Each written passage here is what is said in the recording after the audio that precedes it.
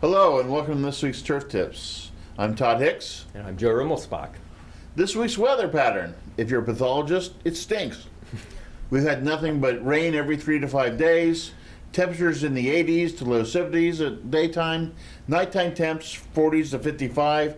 And if we've had any humidity at all, we've had about a 3 to 5 mile an hour wind that pushes humidity right out. So on disease front, there's not a whole lot going on. If you're an agronomist, it's been wonderful weather. Most of you folks out there are having trouble keeping up with mowing.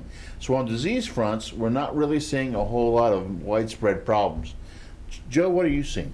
Well, on the two fronts, on lawn care side, we're seeing a lot, not much disease, but we're seeing a lot of brown grass. And this is an example of a sample, and Brian has a close-up of this. Excessive thatch, a lot of browning in the grass.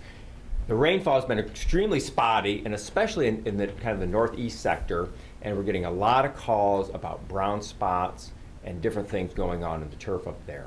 I know one lawn care company has reported a lot of ascochyta leaf blight, which really isn't a serious disease, but it's where a lot of leaf tissue will turn brown.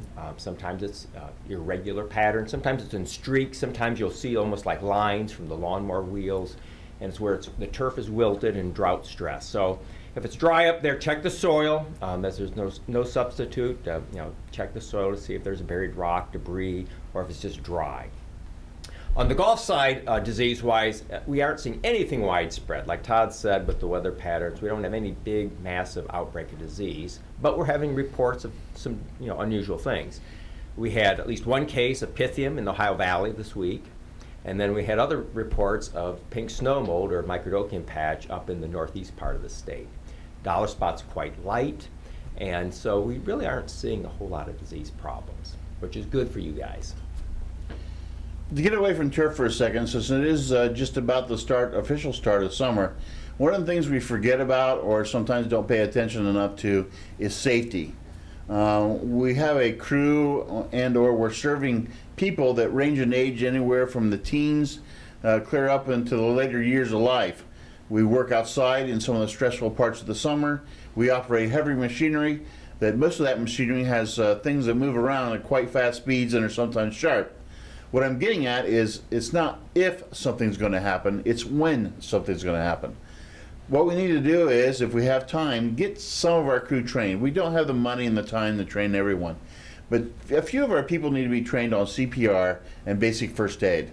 Have a plan, some SOPs, how to get emergency equipment through the golf course to the people that get injured, whether they're players or people that are hired under you. Take some time to go through these things because, as I said, a little preparation will go a long way in the end.